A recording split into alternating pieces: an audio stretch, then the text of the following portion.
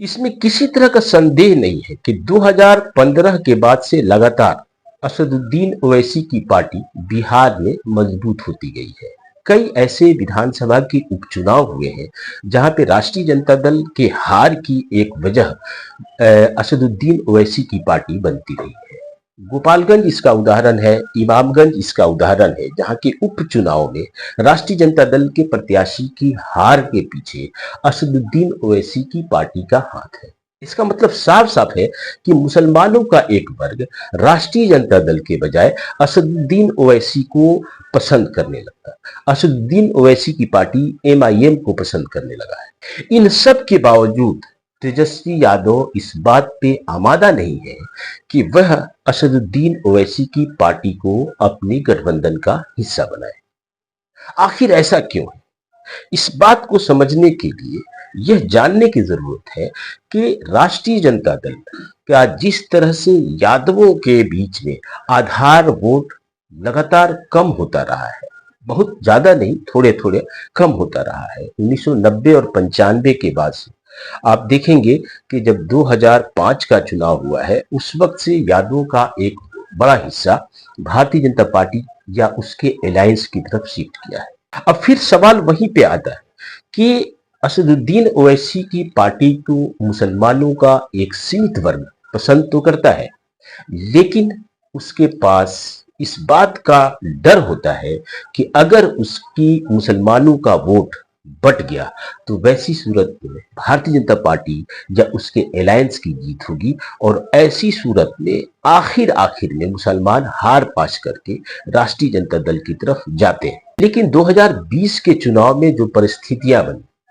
और 5 सीटों पर ओवैसी की पार्टी जीत गई, अगर ऐसी परिस्थितियां फिर से बनती हैं तो इसका नुकसान राष्ट्रीय जनता दल को उठाना पड़ सकता है। अब फिर हम घूम फिर करके वहां आते हैं कि अगर राष्ट्रीय जनता दल या महागठबंधन ने असदुद्दीन ओवैसी की पार्टी को अपने अलायंस का हिस्सा नहीं बनाया तो फिर असदुद्दीन ओवैसी क्या करेंगे? एक जो पहला विकल्प असदुद्दीन ओवैसी की पार्टी के समक्ष है वो ये है कि जनसुराज ये चाहता है कि असदुद्दीन ओवैसी की पार्टी उनके साथ मिलकर के चुनाव लड़े। ऐसी सूरत में अगर जनसुराज के साथ मिलकर के असदुद्दीन ओवैसी की पार्टी चुनाव लड़ती है तो एक हद तक मुसलमानों का और जो जनसुराज का जो प्रभाव है से के साथ मिलकर के असदुद्दीन ओवैसी की पार्टी अलायंस को, महागठबंधन को नुकसान पहुंचाना चाहेगा। और ये नुकसान इसलिए पहुंचाना चाहेगा कि इसीलिए महागठबंधन के नेताओं को व्यक्तिगत रूप से मिलकर के या फिर मीडिया के जरिए असदुद्दीन ओवैसी की पार्टी ने ये ऑफर किया है कि हमें गठबंधन का हिस्सा बनाएं और भारतीय जनता पार्टी को या एक सांप्रदायिक पार्टी को हराने में हम भी आपको सहयोग करना चाहते हैं। और पिछले 2-4 दिनों का जो डेवलपमेंट है वो ये है कि असदुद्दीन ओवैसी की पार्टी की बिहार इकाई के नेताओं ने वामपंथी पार्टियों से, तीनों वामपंथी पार्टियों के नेताओं से बातचीत की और इस बातचीत में ये कहा गया है कि अगर आप बिहार को सांप्रदायिक राजनीति से मुक्त कराना चाहते हैं, अगर ये अभियान आपका है तो हम आपके साथ खड़ा होना चाहते हैं। अब इस ऑफर को व्यक्तिगत रूप से भी अख्तरुल ईमान जो एआईएमआईएम के प्रदेश अध्यक्ष हैं, उन्होंने बजाबते बातचीत करके ये बातचीत करके वामपंथी पार्टी के नेताओं को ये बता दिया है। और इसके पीछे एआईएमआईएम की एक रणनीति है। रणनीति यह है कि कल जब ये पार्टियां एमआईएम को गठबंधन का हिस्सा नहीं बनाएंगी तो चुनाव मैदान में उतरते हुए असदुद्दीन ओवैसी की पार्टी अपने वोटरों को यह समझाना चाहेगी कि देखिए हम तो हर कीमत पे राष्ट्रीय जनता दल और गठबंधन का हिस्सा होना चाहते थे। हमने सबसे बातचीत भी की, लेकिन वो हमें पार्टी का हिस्सा नहीं बना, वो हमें अलायंस का हिस्सा नहीं बना रहे थे। ऐसी सूरत में भारतीय जनता पार्टी को हराने की जो उनकी मंशा संदिग्ध है,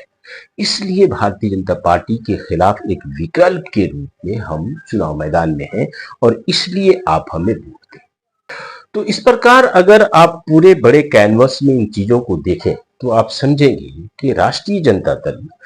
बिहार के मुसलमानों पर जो एकाधिकार है उसका, जो आधिपत्य है, उस आधिपत्य को गंवाना नहीं चाहता और इसलिए छोटी छोटी कुछ सीटें गंवा दे और उसका नुकसान एआईएमआईएम की वजह से वो उठा ले। लेकिन उस पूरे वोट बैंक पे असदुद्दीन ओवैसी के प्रभाव की वजह से अगर एक समानांतर राजनीति उत्पन्न होती है, वो डेवलप होती है, तो वैसी स्थिति में जिस तरह से यादवों को एक विकल्प मिला है अन्य पार्टियों को वोट करने का, उसी तरह से मुसलमानों को भी एक विकल्प मिलेगा असदुद्दीन ओवैसी की तरफ जाने का।